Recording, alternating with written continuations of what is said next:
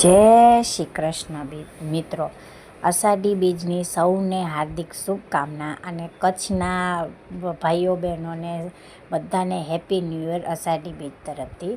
તો મિત્રો, આજે આપણે અષાઢી બીજની રથયાત્રા જોવા નીકળ્યા છીએ. તમે જોઈ શકો છો અત્યારે અષાઢી બીજની રથયાત્રા નીકળી છે કે જેમાં જગન્નાથ ભગવાન, સુભદ્રાજી અને બલભદ્રજી આ ત્રણેય ભાઈ બહેનો એક સાથે રથયાત્રામાં સવાર થઈને આખા નગરની યાત્રા કરે છે અને પછી પોતાના નિજ મંદિરમાં બિરાજે છે. તો મિત્રો, આ છે ભગવાન જગન્નાથજીની રથયાત્રા. અહીં જગન્નાથ ભગવાન પણ બિરાજે છે, સાથે એમના બહેન સુભદ્રાજી છે અને સાથે એમના મોટા ભાઈ બલભદ્ર એટલે કે બલદાવ કે દાઉભૈયા પણ એની સાથે જ બિરાજે છે.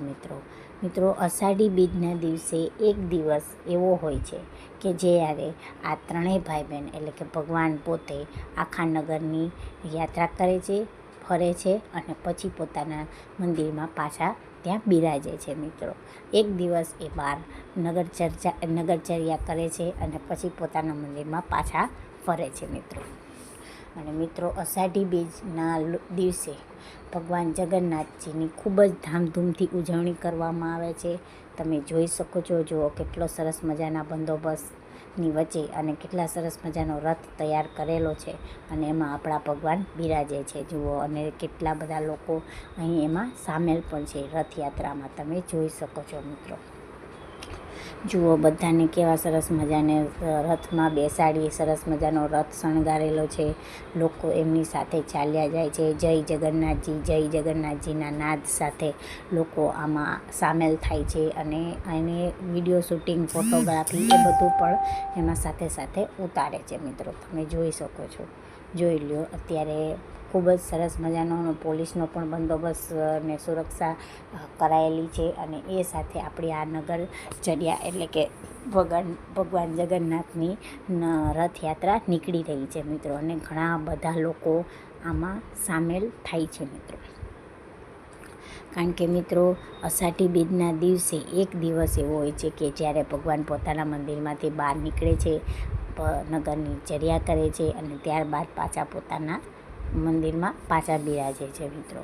એટલે આની ખૂબ ધામધૂમપૂર્વક ઉજવણી થાય છે મિત્રો. અમદાવાદમાં તો આનાથી પણ વિશેષ સરસ મજાની રથયાત્રા નીકળે છે અને જગન્નાથપુરીમાં તો એનાથી પણ વિશેષ સરસ મજાની રથયાત્રા નીકળે છે.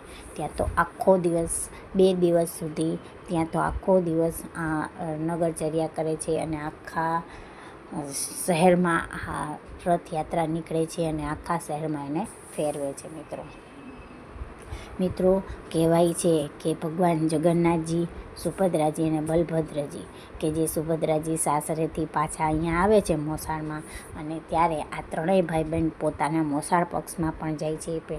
એમના મામા મામી પાસે પણ જાય છે, માસી પાસે જાય છે. ત્યાં થોડોક ટાઈમ રહે છે અને પછી પોતાના મંદિરમાં આવે છે. એટલે એવી કહેવત પણ છે મિત્રો.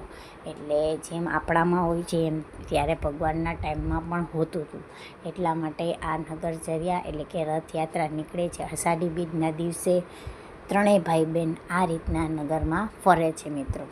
તમે જોઈ શકો છો, જુઓ, ઢોલનો નાદ પણ સાથે સાથે વાગતા જાય છે, ડીજે પણ વાગતો જાય છે અને લોકો ખૂબ જ મજા કરે છે આ રથયાત્રામાં. ભગવાન જગન્નાથજીની જય જગન્નાથ ભગવાન, જય જગન્નાથ ભગવાનના નાદ સાથે રથયાત્રામાં સામેલ થાય છે. તમે જોઈ શકો છો, બધા લોકો, ઘણા લોકો અહીં બહેનો તો રાસ ગરબા પણ લે છે સાથે સાથે અને ખૂબ જ મજા કરે છે, નાચે છે, ગાય છે અને ડીજે પણ વાગતા હોય છે. ઢોલ નગારા બધું સાથે વાગતું જાય છે અને જો આવી રીતના બધા ગીતો ગાતા ગાતા પણ સાથે સાથે એમાં સામેલ થાય છે રથયાત્રામાં. તમે જો કેટલા લોકો, અને અહીં બહેનો પણ અહીંયા જો રથને ખેંચે છે મિત્રો. તમે જોઈ શકો છો, ઘણી બહેનો અહીંયા આ રથને પણ ખેંચે છે. તમે જોઈ શકો છો, જુઓ કેટલી સરસ મજા આવે છે જ્યારે આ જગન્નાથ ભગવાનના રથને આપણે ખેંચીએ છીએ. ઘણા સાહસિકો તો અમદાવાદમાં પણ આ જ રીતે ઘણા સાહસિકો રથને ખેંચે છે અને આવી રીતના રથને લઈ જાય છે મિત્રો. આ એક ખૂબ જ પોતાના રીતે એટલે કે આવી રીતનો આ ખૂબ જ એક સારો આપણા માટે લાવો કહી શકાય એવો લાવો લેવા જેવો છે મિત્રો, કે આપણે આ ભગવાન જગન્નાથના રથને ખેંચી શકીએ એવો સરસ મજાનો આ એક લાવો છે મિત્રો. તમે જોઈ શકો છો, જો કેટલા બધા સરસ મજાના સ્વયંસેવકો આવી રીતના રથને ખેંચે છે, બહેનો પણ ખેંચે છે. જે પણ પોતાની રીતે આવી રીતના લાવો લેવા માગતું હોય એ આ રથયાત્રામાં સામેલ થાય છે, નાચે છે, ગાય છે, સાથે સાથે રાસ ગરબા લે છે, ડીજે વાગતું જાય છે અને આવી રીતના રથને ખેંચતા જાય છે. અને આવી રીતના આખા શહેરમાં આ રથયાત્રા ફેરવે છે મિત્રો. MG રોડ ઉપરથી આ રીતના રથયાત્રા નીકળે છે અને આખા શહેરમાં ફેરવે છે મિત્રો. જગન્નાથ મંદિરેથી નીકળે જ્યારે આ રથયાત્રા એ આખા સિટીમાં ફરે છે અને પછી પાછી પોતાના મંદિરમાં પાછી ફરે છે. તો મિત્રો, આવા જ મારા વિડીયો જોવા માટે મારી ચેનલને લાઈક કરજો, શેર કરજો અને સબસ્ક્રાઈબ કરજો. અને હા, બેલ આઇકન દબાવવાનું ભૂલતા નહીં. તો મિત્રો, અષાઢી બીજના પર્વને ખૂબ જ સારી રીતે અને ધામધૂમથી ઉજવવા માટે આ રથયાત્રામાં જરૂરથી સામેલ થાજો. આ વખતે નહીં પણ તો આવતી વખતે પણ જરૂરથી આમાં સામેલ થાજો. આ એક આપણા માટે લાવવામાં ખૂબ જ સારો એવો લાવો છે. તો આ લેજો મિત્રો. જય જગન્નાથ, જય